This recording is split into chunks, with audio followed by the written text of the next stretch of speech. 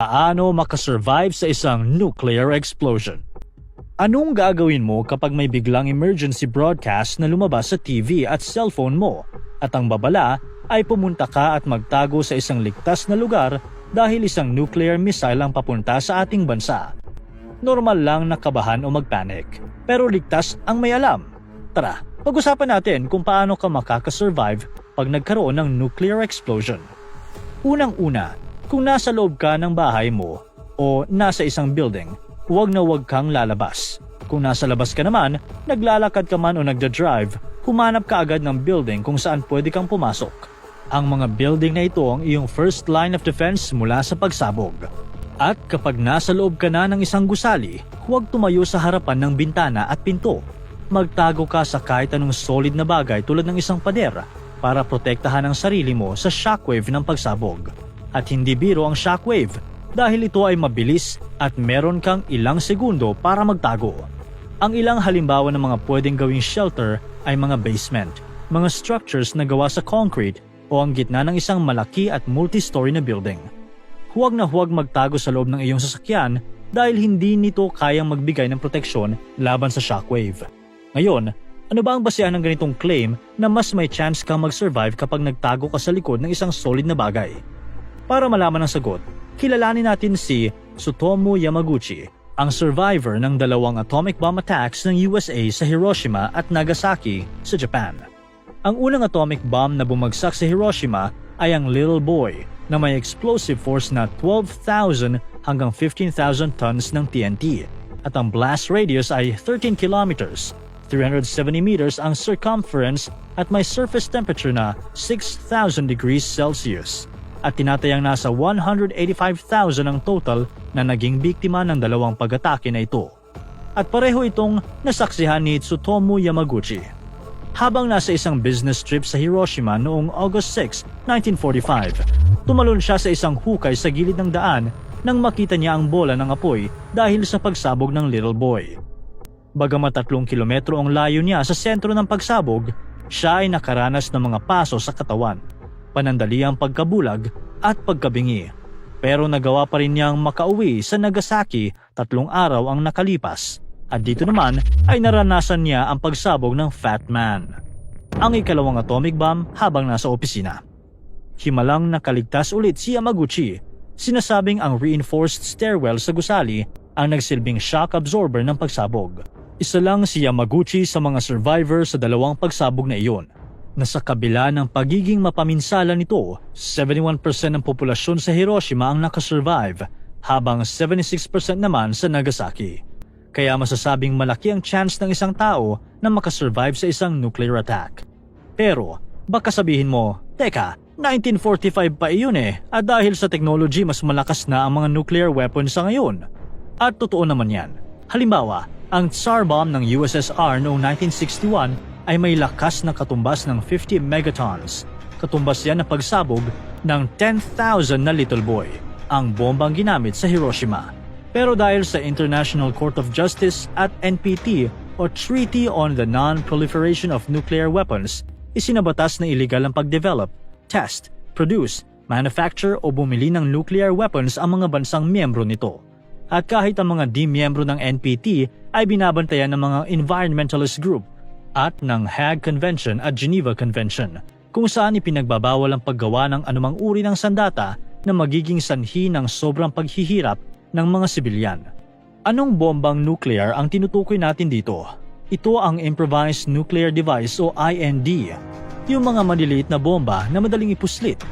Ang mga IND ang kalimitang ginagamit ng mga terorista, at ang mga IND ay halos kasing lakas ng mga atomic bomb na bumagsak sa Hiroshima. Kaya ang chance of survival ay nakabase sa 2 bagay: ang lakas ng bomba at kung gaano ka kalapit sa ground zero o ang lugar kung saan mismo sumabog ang bombang nuclear.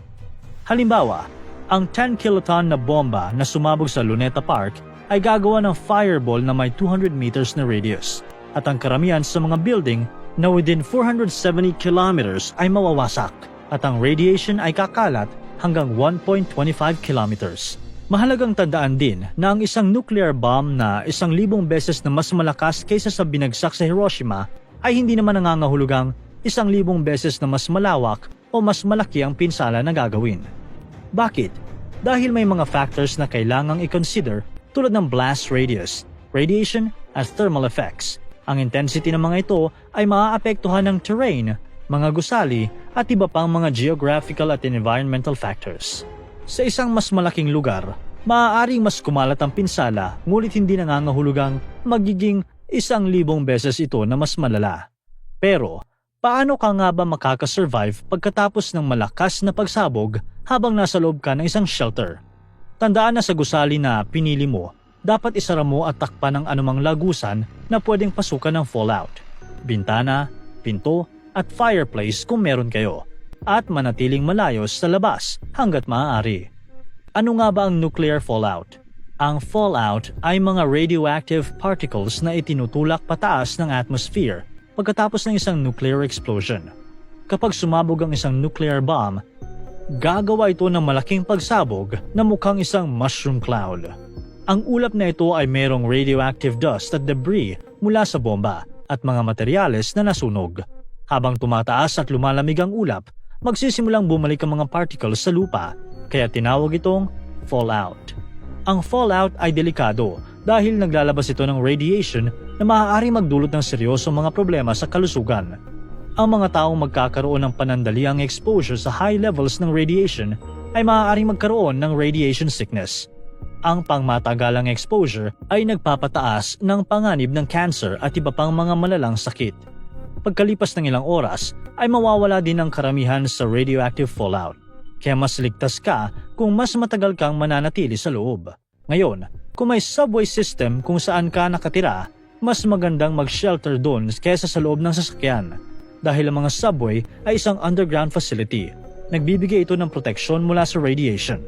Tandaan na hindi rin nagsisilbing proteksyon ng mga bahay na gawa sa kahoy. Ngayon, paano kung sa labas ka inabutan ng fallout? Paano mo itataas ang survival rate mo? Narito ang ilang hakbang. Pagpasok mo sa isang gusali, hubarin mo ang mga damit mo, i-plastic mo kung meron ka at ilagay sa malayo sa tao.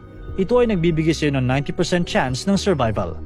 Maligo agad, gumamit ng sabon at shampoo, pero huwag gagamit ng hair conditioner kasi kumakapit dito ang radioactive particles.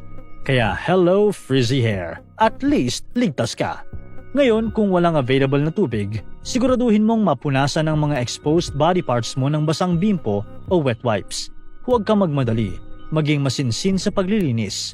Kung nagmamadali ka, may chance na masugatan mo ang sarili mo at sigurado ako na hindi mo gugustuhin ang radioactive particles na maa-absorb ng sugat mo. Pagkalipas ng isang oras, ang radioactive fallout ay bumababa na sa 50% at pagkalipas ng 24 oras, ay bababa ito sa 80% at pagkalipas ng 2 linggo ay nasa 99% ng radioactive fallout ay wala na. Pero tandaan, kahit 1% lang ang radiation, ito ay sapat na para manganib ang buhay mo, kaya manatili sa loob ng isang gusali at hintayin ang rescue team. Sa isang nuclear attack, napaka-crucial ng susunod na 48 hours para mapanatiling ligtas ang iyong sarili. Pero habang wala pang nuclear attack, ligtas ang may alam at handa. Kaya narito ang ilan sa mga bagay na dapat mong ihanda. Una, ang mga pangunahing pangangailangan. Sa panahon ng emergency, ito ang mga bagay na dapat meron ka kaagad. Tubig. Hindi bababa sa 1 galon bawat tao kada araw sa loob ng 3 araw para sa pag-inom at kalinisan. Laging siguruhin na may sapat na supply ng tubig para sa iyong pamilya. Pagkain. 3 araw na supply ng non-perishable na pagkain. Pili ng mga pagkaing hindi madaling masira at madaling ihanda. Isipin mo ang mga dried fruits, preserves, mga meat jerky. Radyo na pinapagana ng baterya o hand crank para makatanggap ng mga emergency alert at update kahit walang kuryente. Tandaan na posibleng sira ang linya ng internet at network, kaya ang analog radio broadcast ang tanging pwedeng gamitin sa pagpapalaganap ng balita. Flashlight at extra battery para sa ilaw at signaling kapag madilim. Huwag umasa sa solar-powered na mga ilaw dahil hindi ka pwedeng lumabas sa iyong shelter. First aid kit. Siguraduhin kompleto ito ng mga bandages, antiseptics, pain relievers at anumang kinakailangang gamot. Nandyan din ang mga moist towelettes, garbage bags at plastic ties para sa personal na kalinisan. Isama na rin ang pito para makatawag ng pansin at humingi ng tulong. Dapat meron ka ding dust mask o respirators para makatulong sa pagsala ng kontaminadong hangin. At syempre, dapat meron kang plastic sheeting at duct tape para makagawa ng sealed na shelter kapag may fallout.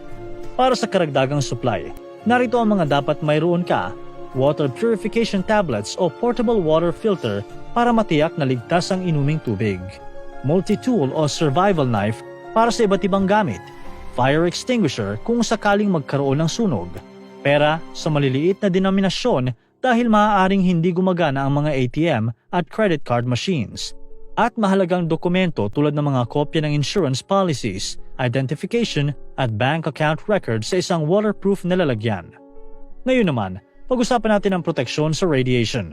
Mahalagang handa ka sa ganitong mga bagay: potassium iodide tablets para protektahan ang thyroid gland mula sa radioactive iodine, radiation detection equipment tulad ng Geiger-Müller counter para malaman ang antas ng radiation, gas masks o respirators para maprotektahan ka laban sa paglanghap ng radioactive particles, at personal protective equipment o PPE kasama ang disposable gloves, protective clothing at eye protection.